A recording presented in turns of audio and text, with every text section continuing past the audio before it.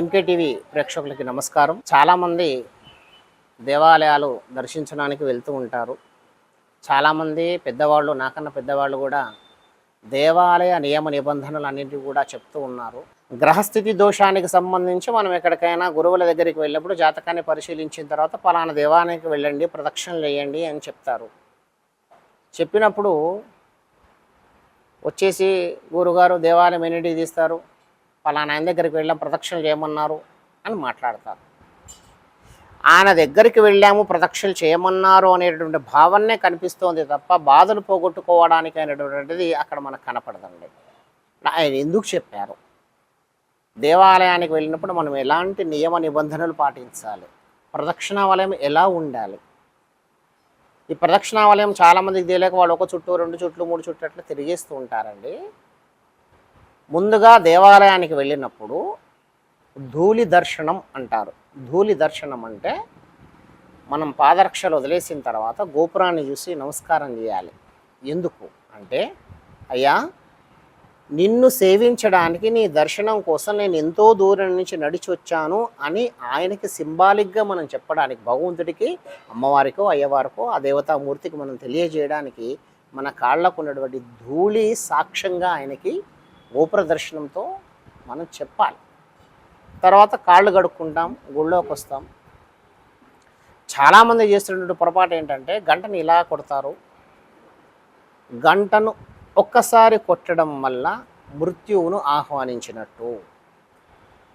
గంట ఎలా కొట్టాలి అంటే, స్వామివారి వైపు నిలబడి గంటని ఇలా వెనక్కి 2 సార్లు కొట్టి దాని నుండి వచ్చేటువంటి ఆ నాదం ఏదైతే ఉందో ఆ నాదం మన శిరస్సులోంచి, బ్రహ్మస్థానంలోంచి లోపలికి ప్రవేశించేలాగా ఆ గంట కింద కొన్ని సెకండ్ల పాటు నిలబడ్డట్టయితే ఆ ఘంటానాదం యొక్క శబ్దం ఏదైతే ఉంటుందో అది మన శరీరంలోకి ప్రవేశించి మన శరీరంలో ఉండేటటువంటి నెగటివ్ ఎనర్జీస్ అన్నిటిని కూడా నిర్మూలిస్తుంది. ఇక ప్రదక్షిణావలయం విషయానికి వస్తే, ఒక్కొక్క దేవతామూర్తికి ఒక్కొక్క ప్రదక్షిణా నియమం కేటాయించబడింది. ఏది ఏమైనా కూడా మనం చేస్తున్నటువంటి ప్రదక్షిణలో మొదటి 3 ప్రదక్షిణాలు మనం ఏవైతే నిర్వహిస్తున్నామో ఈ మొదటి 3 ప్రదక్షిణలు దేవాలయ నిర్మాణదాతకు వెళ్ళిపోతాయి. ఎవరైనా దేవాలయం కట్టించినప్పుడు ఎందుకు అందరూ డొనేషన్స్ కలెక్ట్ చేస్తారు, మనం డొనేషన్ ఎందుకు ఇవ్వాలి దేవాలయానికి, ఆ ధనాన్ని మనం దేవాలయానికి ఇవ్వడం వల్ల జరిగేది ఏంటి అంటే, దేవాలయంలో మన వంతు ₹1 దేవాలయానికి మనం కేటాయించాము, దేవాలయ నిర్మాణానికి మనం ఇచ్చామంటే దేవాలయంలో ఏదో ఒక చోట మనం ఇచ్చినటువంటి ధనాన్ని వాళ్ళు వాడుతారు. అంటే దేవాలయ నిర్మాణంలో మనం కూడా ఒక భాగస్వామ్యాన్ని మనం స్వీకరించాం. ఎప్పుడైతే అనంతమైనటువంటి భక్తులు సందడి చేస్తూ వస్తూ ప్రదక్షిణావలయాన్ని చేస్తారో మొదటి 3 ప్రదక్షిణాల యొక్క ఫలితం ఏదైతే ఉంటుందో అది మనకు దక్కుతుంది. అంటే ఎవరైతే దేవాలయ నిర్మాణాన్ని చేశారో వాళ్ళకి దక్కుతుంది. ఇక రెండవ 3 ప్రదక్షిణలు ఏవైతే ఉన్నాయో ఈ రెండవ 3 ప్రదక్షిణలు స్వామివారికి మూల విరాట్టుకు చెందుతాయి. తర్వాత చేసే ప్రతి ప్రదక్షిణ కూడా భక్తుల యొక్క అకౌంట్లో పడుతుంది. ఇది ప్రదక్షిణావలయం యొక్క ముఖ్యమైన నియమం. అలాగే స్పెసిఫిక్గా అక్కడ ఉండేటటువంటి నియమాలను పాటించాలి. చాలామంది పిల్లలు దేవాలయాన్ని తీసుకుని వచ్చినప్పుడు పిల్లలు పరిగెత్తుతూ ఉంటారు. కొంతమంది భక్తులు ఏదో బాధతోనో ఆర్ద్రతతోనో ప్రశాంతత కోసమో దేవాలయానికి వచ్చి ప్రదక్షిణలు చేస్తూ ఉన్నప్పుడు పిల్లలు పరిగెత్తుతూ ఉంటే వాళ్ళు ఏమనలేక, నేను దేవాలయంలో అర్చకుడుగా చేస్తున్నాను కాబట్టి చెప్తున్నాను, గురువుగారు పిల్లలు పరిగెత్తుతుంటే మాకు కొంచెం ఇబ్బంది కలుగుతుంది, కొంచెం వాళ్ళకి చెప్పండి అని అంటే వాళ్ళు చెప్పలేక మేము చెప్పాల్సిన పరిస్థితి వస్తుంది. ఆ పరిగెత్తడము అదొక ప్లే గ్రౌండ్ కాదండి. దేవాలయానికి వచ్చాం మనం, దేవాలయంలో పరిగెత్తకూడదనేటువంటి నియమం కనీసం తల్లిదండ్రులకైనా తెలిసి ఉండాలి, వాళ్ళన్నా సంధానించాలి. ఏదైనా అవతలి వాళ్ళు ప్రశాంతత కోసం దేవాలయానికి వచ్చినప్పుడు ప్రశాంతతను మనం భంగం కలిగించకుండా ఉండడం అనేది, ప్రశాంతమైనటువంటి వాతావరణం కల్పించడం మన బాధ్యత. దేవాలయాన్ని శుభ్రంగా ఉంచేటటువంటి బాధ్యత కూడా భక్తులదే. కొబ్బరి ముక్కలు కొడతారు, తింటారు, పక్కన కుప్ప నూకేసి వెళ్ళిపోతారు. అంటే వాచ్మెన్ ఉంది కదా ఊడుస్తుంది కదా అంటే, వాచ్మెన్ ఊడ్చడానికి ఉందండి, ఆమె మనం తిన్న చిప్పలు ఊడ్చడానికి కాదు, దేవాలయానికి సేవ చేస్తూ దేవాలయాన్ని శుభ్రపరచడానికి ఉంది. మనం తిన్న చిప్పలు తీసుకుని వెళ్ళొచ్చు. భగవంతుడు మనకు 2 కాళ్ళు 2 చేతులు ఎంత ఆనందంగా ఇచ్చాడు. మనం భగవద్ దర్శనానికి వస్తున్నాము, వచ్చినప్పుడు మనకు ఆనందంగా ఇచ్చిన చేతులు వాడుకోండి. 2 అడుగులు వేసి ఆ చెత్తను తీసుకెళ్ళి చెత్తబుట్టలో మీకు ఒక స్థలం కేటాయించబడుతుంది, ఆ స్థలంలో వేయండి. కూర్చున్న చోట తినడం, చిప్పలు పక్కకు పెట్టేయడం, పులిహోర మిరపకాయలు వస్తే పక్కకు పెట్టేయడం, ఇది దేవాలయ పరిశుభ్రత పాటించాల్సినటువంటి నియమము ఏదైతే ఉందో భక్తులు కూడా దీన్ని సహకరించాలి.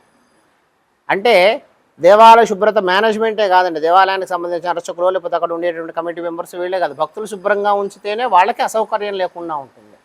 ఎన్ని సౌకర్యాలు కల్పించినా కూడా పాడు చేసేది భక్తులే కాబట్టి భక్తులు దేవాలయ నియమాన్ని పాటిస్తున్నారు. ఇక చాలామంది అర్చకులు చెప్తారు, జ్యోతిషాస్త్ర పండితులు లేదా ఎవరైనా పెద్దవాళ్ళు చెప్తారు, దేవాలయానికి వెళ్ళి దీపం పెట్టిరండి అని. ఒక చిన్న లాజిక్ ఆలోచించండి. దేవాలయానికి మనం ప్రమిద తీసుకెళ్తున్నాం, మొత్తి తీసుకెళ్తున్నాం, నూనె తీసుకెళ్తున్నాం, అగిపెట్టె తీసుకుంటున్నాం, దేవాలయంలో ఎక్కడొక స్పెసిఫిక్గా ఒక స్థలం కేటాయించబడుతుంది, ఆ స్థలంలో దీపం వెలిగిస్తున్నాం. ఏం జరిగింది ఇక్కడ? ఆ దీపం మనం ఇంట్లో అయినా పెట్టుకోవచ్చు. మరి గురువుగారు గుళ్ళో దీపం వెలిగించమన్నారు కదా. గుళ్ళో దీపం వెలిగించడము అంటే గర్భాలయంలో, చాలా దేవాలయాల్లో గర్భాలయంలో స్వామివారి యొక్క దర్శనం అనేది దీపపు కాంతిలో జరుగుతుంది. ఆ దీపానికి సరిపడ నూనెను మనము దేవాలయానికి ఇవ్వాలి అని అర్థం. మనం ఆ ప్రమిదం తీసుకుని వెళ్ళి అక్కడ దీపం పెట్టడం అనే కాదు. కార్తీక మాసంలో పెట్టేటువంటి దీపాలు వేరు. మళ్ళీ ప్రతినిత్యం మనం దేవాలయానికి వెళ్తున్నప్పుడు మనం ఏం చేస్తున్నాము, భగవంతుడికి ఏం సమర్పిస్తున్నాము, ఆ సమర్పించే నేను రోజు గుడికి వెళ్తున్నాను, నా కోరిక తీరడం లేదు అంటే రోజు గుడికి వెళితే కోరిక తీరదు. విద్యాలయం ముందు నుంచి 3 ఆలయాలు ఉంటాయండి, వైద్యాలయం, విద్యాలయం, దేవాలయం. దేవాలయానికి రోజు ఊరికే వెళ్ళొస్తే పుణ్యం రాదు. వైద్యాలయం ముందు నుంచి ఊరికే ముందర నుంచి అటు ఇటు తిరిగితే రోగం తగ్గదు. విద్యాలయం ముందు నుంచి రోజు అటు ఇటు తిరిగితే చదువు రాదు. దేవాలయానికి వెళ్ళినప్పుడు దైవ దర్శనము, దక్షిణ, ఆర్జిత సేవలు అనేవి ఉంటాయి, ఆ సేవలు చేయించాలి. విద్యాలయానికి వెళ్ళినప్పుడు స్కూల్లో వెళ్ళాలి, అడ్మిషన్ తీసుకోవాలి, పుస్తకాలు చదవాలి, పరీక్షలు రాయాలి, అప్పుడు విద్య వస్తుంది. వైద్యాలయానికి వెళ్ళినప్పుడు వైద్యుని సంప్రదించాలి, వైద్యాన్ని మనం చేయించుకోవాలి, వాళ్ళు ఇచ్చినటువంటి మందులు మనం గనక వాడితే అనారోగ్యము తగ్గుతుంది. ప్రపంచం మొత్తంలో ఉన్నటువంటి జీవరాశులలో వెన్నుముక నిటారుగా ఉండి ఆలోచించగలిగే శక్తి కలిగిన జీవి ఒకటి ఏదైనా ఉంది అంటే అది మనిషియే. అన్ని జీవులు వంగి నడుస్తుంటాయి, ఒక మనిషి మాత్రమే నిటారుగా వెన్నుముకతో, భగవంతుడు మనకి ఇచ్చినటువంటి అదృష్టం.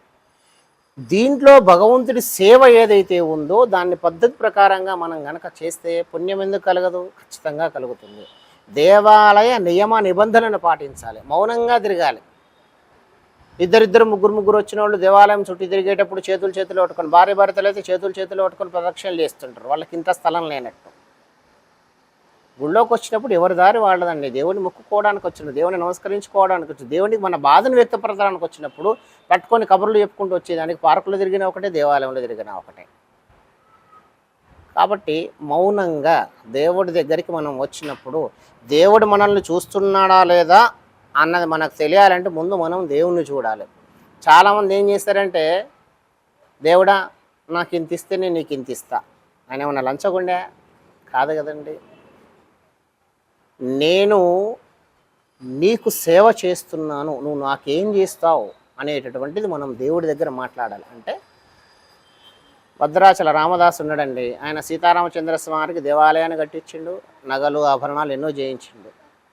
తానీషా తీసుకుపోయి ఖైదు చేసినప్పుడు అప్పుడు రామదాసు అడిగిండు, నీకు ఎన్నో బంగారు ఆభరణాలు చేయించినా, బంగారు వస్తువులు చేయించినా, దేవాలయం కట్టించినా, ఇవన్నీ ఎవడు చేయించిండు?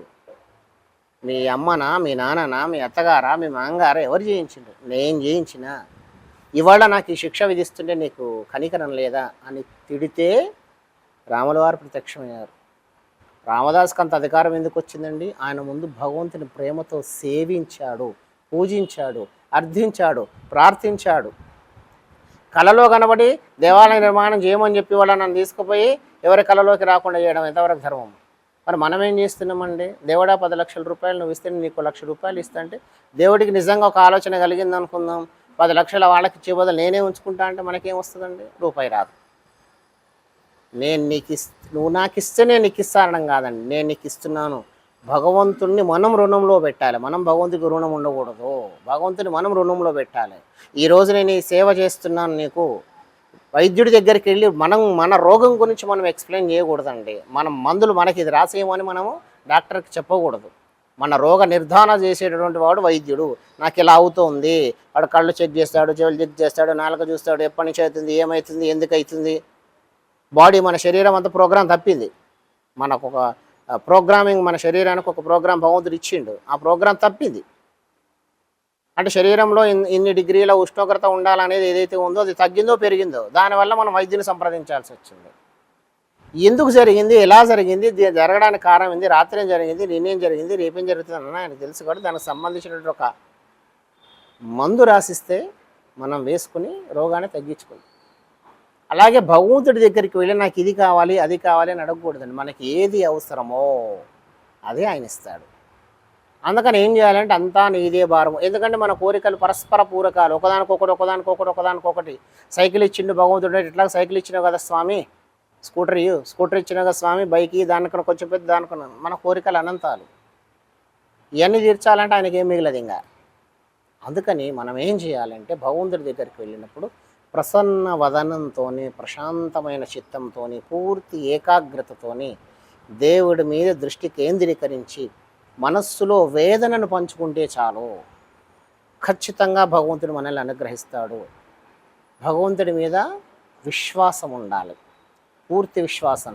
నేను దేవాలయానికి వెళ్ళినా, రోజు తిరిగినా నాకేం జరగలేదు కాదండి. నువ్వు రోజు తిరగడంలో నీకు ఎంత భక్తి కనపడుతోంది, నీ యొక్క భక్తి భావనను స్వామివారికి ఎంతవరకు నీ సమర్పిస్తున్నావు, నీ యొక్క శ్రద్ధను, నీ విజ్ఞతను, నీ అవసరాన్ని భగవంతుడు గ్రహిస్తాడండి. కాబట్టి దేవాలయానికి వెళ్ళినప్పుడు ఈ నియమాన్ని కనుక పాటిస్తే ఖచ్చితంగా భగవద్ అనుగ్రహం అనేది 100% కలుగుతుంది. దీంట్లో సందేహపడాల్సినటువంటి అవసరం లేదు. అంటే దేవాలయంలో ఉండేటువంటి ఒక్కొక్క దేవాలయానికి ఒక్కొక్క నియమం ఉంటుంది. దేవాలయానికి మనం వెళ్ళినప్పుడు ఆ నియమ నిబంధనలను పాటిస్తూ దేవాలయ పరిశుభ్రతకు, దేవాలయ ప్రశాంతతకు భంగం కలగకుండా మనం పాటిస్తే ఖచ్చితంగా మనం దేవాలయానికి వెళ్ళినటువంటి ఫలితం ఉంటుంది. పెద్ద పెద్ద పుణ్యక్షేత్రాలకు వెళ్తారు, లైన్లు కడతారు, జనాలందరూ కూడా తోసుకుంటూ వెళ్ళిపోతుంటారు. అంత తోయాల్సిన అవసరం ఏముంది? ఒక క్షణం ముందు, ఒక క్షణం తర్వాత దైవ దర్శనం కోసం వచ్చిన వాళ్ళందరూ, వాళ్ళేమక్కడ కూర్చొని కార్డ్స్ ఆడడానికి రాలే, లేకపోతే టైంపాస్ చేయడానికి, వాళ్ళు దర్శనానికే వచ్చింది. దర్శనానికి వెళ్ళేటప్పుడు వాళ్ళకి ఎంత భక్తి భావన ఉందో మన మనసులో కూడా అలాంటి భక్తి భావనను నింపుకుని పూర్తిగా భగవంతుడి దగ్గరికి వెళ్ళినప్పుడు చుట్టుపక్కల ఉన్న ప్రపంచాన్ని మర్చిపోవాలి. నాకున్న కష్టము, వినపడుతున్న మంత్రము, కనపడుతున్న దేవుడు, ఇవి మాత్రమే భక్తుడు గనక గ్రహించినట్టయితే ఖచ్చితంగా భగవద్ అనుగ్రహం కలుగుతుంది. కాబట్టి మీ అందరికీ తెలియజేసే విషయం ఏంటంటే దేవాలయానికి వెళ్ళినప్పుడు దేవాలయ నియమ నిబంధనలను పాటిస్తూ స్వామివారి, అమ్మవారి, ఆ దేవతామూర్తి యొక్క సంపూర్ణమైనటువంటి కృప మీ అందరికీ కలగాలని మనస్ఫూర్తిగా కోరుకుంటున్నాను. జై హనుమాన్.